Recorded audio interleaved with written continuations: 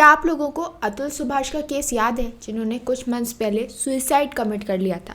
क्योंकि जब उनके और उनके वाइफ का डिवोर्स हुआ तो उस समय एलिमनी के नाम पर उनकी 84,000 की सैलरी में से 40,000 जो हैं उन्हें अपनी वाइफ और अपने माइनर बच्चे के लिए देने के लिए कहा गया था। और इस केस के बाद से ही सोशल मीडिया पर काफ़ी सारा आउटरीच देखने को मिला था ओवर द एलिमनी लॉज, क्योंकि ये माना जा रहा था कि इंडिया के अंदर जो एलिमनी लॉज हैं वो फीमेल्स को ज़्यादा फेवर करते हैं as compared to mails.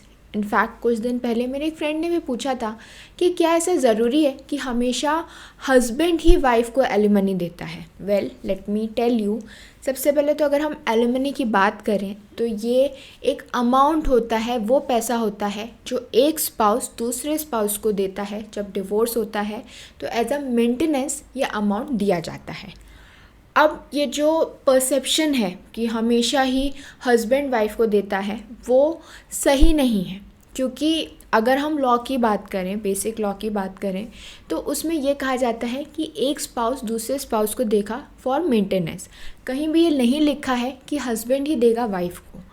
But ये परसेप्शन कहाँ से आया, क्यों ऐसा हुआ? क्योंकि ज़्यादातर केसेस में यही हो रहा होता है। इसका रीज़न ये है कि हस्बैंड की जो अर्निंग्स होती हैं वो वाइफ से ज़्यादा होती हैं। India due to cultural reasons बहुत जगह वाइफ अर्न नहीं कर रही होती है या फिर हस्बैंड से कम अर्न कर रही होती है, तो उस सब को देखते हुए जो है ये होता है कि हस्बैंड वाइफ को दे रहा है। प्लस जो हाई प्रोफाइल डिवोर्स केसेस सामने आते हैं जहाँ पर बहुत सारी एलिमनी जो है हस्बैंड वाइफ को दे रहा होता है, वहीं से ये सारा परसेप्शन आया है कि जब भी डिवोर्स होगा इट इज़ दी हस्बैंड जो कि वाइफ को एलिमनी देगा अगर डिवोर्स होता है फॉर मेंटेनेंस। तो इसीलिए आज के हमारे वीडियो में हम इसी एलिमनी के कॉन्सेप्ट को डिटेल में समझेंगे कि क्यों दी जाती है, कब दी जाती है, वो कौन से लॉज हैं जो कि एलिमनी को गवर्न करते हैं, और क्या कोई ऐसा रास्ता है जिससे आप एलिमनी देने से बच सकते हैं। तो इसी सब के बारे में हम आज के वीडियो में डिटेल में समझेंगे। सबसे पहले ये समझ लेते हैं कि वो कौन कौन से लॉज हैं जो कि एलिमनी को गवर्न करते हैं। तो इंडिया के अंदर जो एलिमनी है, जिसे हम मेंटेनेंस के नाम से भी जानते हैं, it is governed by a number of personal laws and secular laws. अगर हम पर्सनल लॉज की बात करें तो इंडिया में जितने भी रिलीजन हैं, हर रिलीजन का अपना खुद का पर्सनल लॉ है जो कि उनके फैमिली मैटर्स को, इनहेरिटेंस, मैरिज, डिवोर्स, इन सब को जो है गवर्न करता है। तो पर्सनल लॉज में सबसे पहले अगर हम बात करें हिंदू मैरिज एक्ट की, तो उसका जो सेक्शन 24 है वो अलाउ करता है इंटरिम मेंटेनेंस को during the course of a legal proceeding. यानी जब लीगल प्रोसीडिंग्स चल रही हैं, यानी केस फाइल हो गया, डिवोर्स प्रोसीडिंग चल रही है, उस टाइम पर भी अगर एक स्पाउस टोटली जो डिपेंडेंट था दूसरे स्पाउस पर, अब क्योंकि डिवोर्स हो रहा है तो उसे उस पीरियड के लिए भी मेंटेनेंस देना होगा। देन देयर इज सेक्शन 25 जो कि डील करता है with permanent alimony and maintenance, जहाँ पर जब फाइनल केस डिसाइड हो जाता है तो जो कोर्ट है वो परमानेंट एलिमनी बताती है, परमानेंट मेंटेनेंस बताती है कि अब ये फाइनल डिसीजन हो रहा है तो इतनी एलिमनी दी जाएगी, इतना मेंटेनेंस दिया जाएगा। और ये कोई भी क्लेम कर सकता है, हस्बैंड भी कर सकता है, वाइफ भी कर सकती है, डिपेंडिंग अपॉन द फैक्ट कि कौन किस पे डिपेंडेंट है। अगर कल को हस्बैंड वाइफ पे डिपेंडेंट है तो हस्बैंड क्लेम कर सकता है वाइफ से एलिमनी, लेकिन ज़्यादातर केसेस में it is a wife who is dependent. तो इसीलिए हमें जनरल परसेप्शन यही मिलता है कि जो वाइफ है वो डिमांड कर रही है एलिमनी को और हमेशा हस्बैंड को ही एलिमनी देनी है वाइफ को। But it is not always true, क्योंकि लॉ ये कहता है एक स्पाउस दूसरे स्पाउस को देगा depending upon who is dependent, किसकी डिपेंडेंसी ज़्यादा है। Then we have the Muslim Women Protection of Rights on Divorce Act 1986। ये जो एक्ट है ये प्रोवाइड करता है maintenance to divorced Muslim women for the इद्दत पीरियड। इद्दत पीरियड वो पीरियड होता है जो कि डिवोर्स के बाद स्टार्ट होता है और 3 महीने का पीरियड होता है। इद्दत पीरियड के बाद भी अगर मेंटेनेंस की ज़रूरत होती है तो वो किसकी रिस्पॉन्सिबिलिटी होती है? उन रिलेटिव्स की रिस्पॉन्सिबिलिटी होती है जो कि इनहेरिट करते हैं the property of such women. तो हम देख सकते हैं कि कैसे मुस्लिम लॉ के अंदर जो बेसिक मेंटेनेंस है वो सिर्फ 3 महीने के लिए ही दिया जाता है, 3 मंथ्स के लिए दिया जाता है टिल द इद्दत पीरियड इज़ देयर। फिर अगर हम क्रिश्चियन लॉ की बात करें, क्रिश्चियंस की बात करें, तो they are governed by the Indian divorce act 1869। ये जो लॉ है इसके अंदर एलिमनी और मेंटेनेंस प्रोवाइड की जाती है for Christian couples. Then for Parsis we have Parsi marriage and divorce act. तो ये तो बात हो गई उन पर्सनल लॉज की जो कि हर रिलीजन के लोगों को गवर्न करते हैं। अब अगर हम बात करें एक सेक्युलर लॉ की, जहाँ पर रिलीजन का कोई रोल नहीं है, किसी भी रिलीजन का इंसान जो है इसके अंदर जाके, सेक्शन के अंदर जाके मेंटेनेंस क्लेम कर सकता है। तो वो सेक्शन है section 125 of the criminal procedure code. अब क्योंकि नया क्रिमिनल कोड आ गया है तो ये जो सेक्शन है ये रिप्लेस कर दिया गया है विद सेक्शन 144 ऑफ द भारतीय नागरिक सुरक्षा संहिता। तो ये जो सेक्शन है, ये जो लॉ है, ये क्या कहता है, प्रोवाइड करता है maintenance to wife, children and parents जो कि अपने आप को मेंटेन नहीं कर पा रहे हैं और डिपेंडेंट हैं। ये लॉ क्यों ज़रूरी है, क्यों इंट्रोड्यूस हुआ? क्योंकि ये ऑफ़र करता है a faster remedy as compared to the personal laws, और इसके अंदर किसी भी रिलीजन का इंसान जाके मेंटेनेंस क्लेम कर सकता है। दैट्स वाई हम इसे एक सेक्युलर लॉ बोल रहे हैं। एंड येस, इसके अंदर ये जो लॉ है, ये जो प्रोविज़न है, यहाँ पर वाइफ जो है मेंटेनेंस क्लेम कर सकती है हस्बैंड से, लेकिन हस्बैंड वाइफ से मेंटेनेंस क्लेम नहीं कर सकता। क्योंकि इसके अंदर कौन कौन मेंटेनेंस क्लेम कर रहा है? या तो बच्चा जो कि 18 साल से कम का है, वाइफ, या फिर जो पेरेंट्स हैं जो कि अपने आप को मेंटेन नहीं कर पा रहे हैं, डिपेंडेंट हैं, वो जो है मेंटेनेंस क्लेम कर रहे हैं, मेंटेनेंस मांग रहे हैं।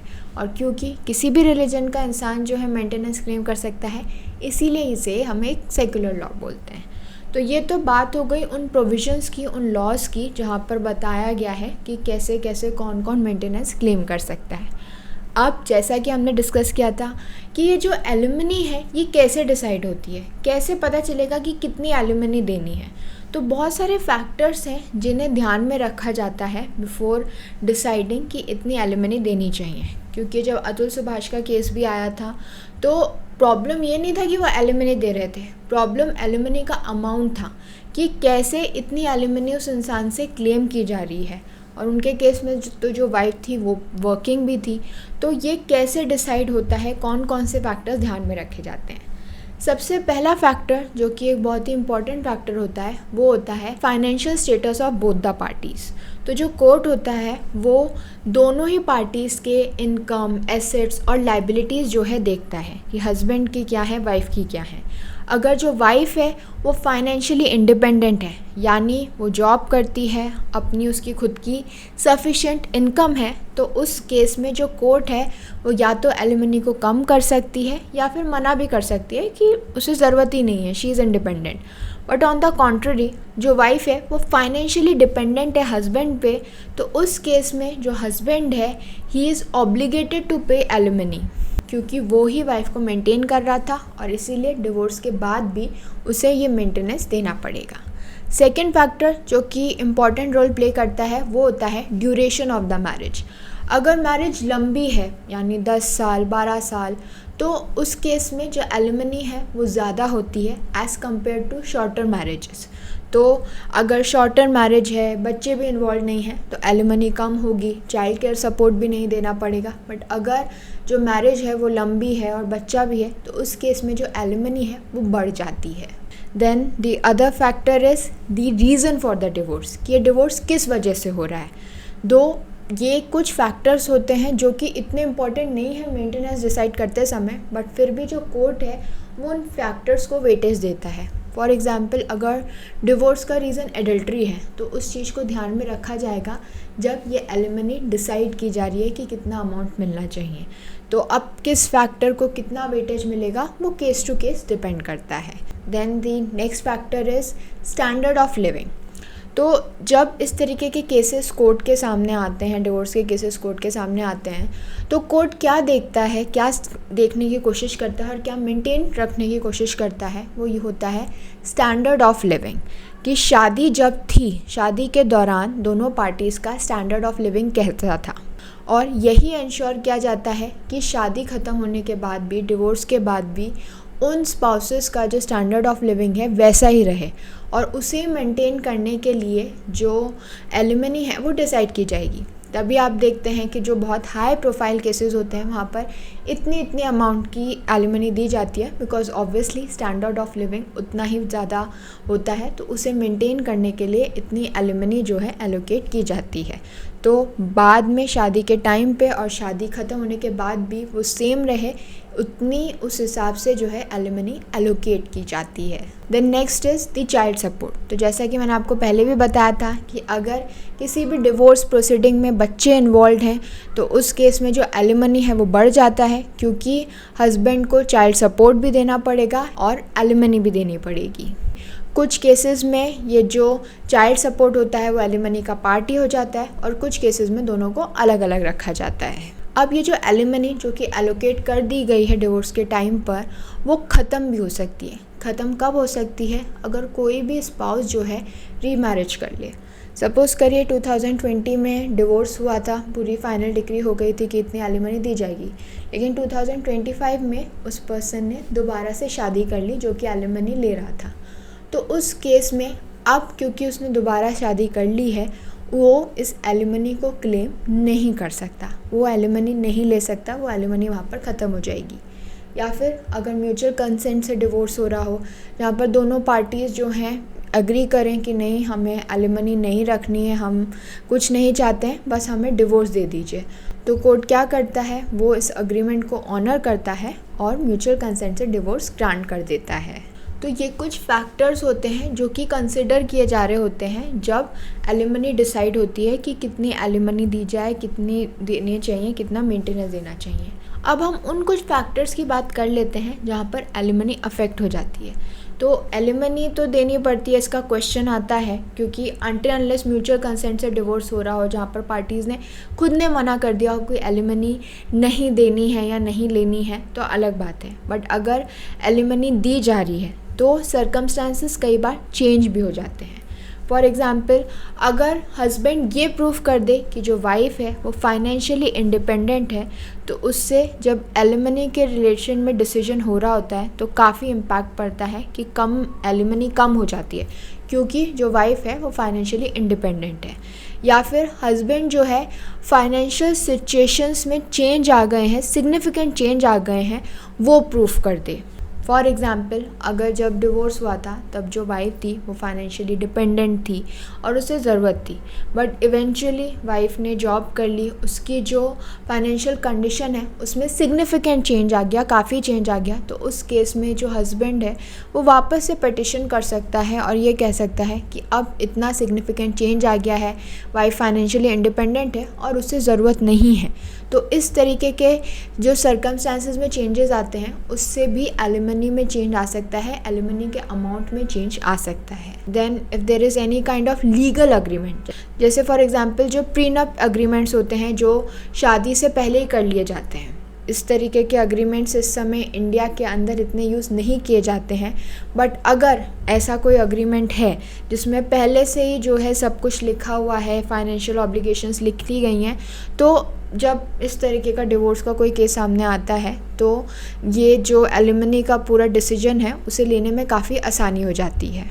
बट स्टिल इंडिया में अभी भी ये जो प्रीनप के अग्रीमेंट्स हैं ये कोई कॉन्ट्रैक्ट नहीं है, ये कोई वैलिड अग्रीमेंट नहीं माना जाता है। बट यस, अगर किसी ने बना रखा है तो वो कोर्ट में दिखा सकता है कि ये सब चीज़ें हमारे बीच में पहले डिसाइड हो गई थी, तो कोर्ट उसे कंसिडर कर सकता है। बट सारा जो डिसीजन है केस का वो उस बेसिस पे नहीं हो सकता।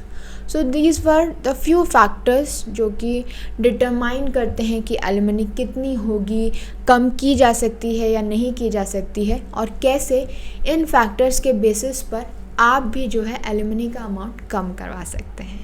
आई hope this information was helpful to all of you. Thank you for watching this video.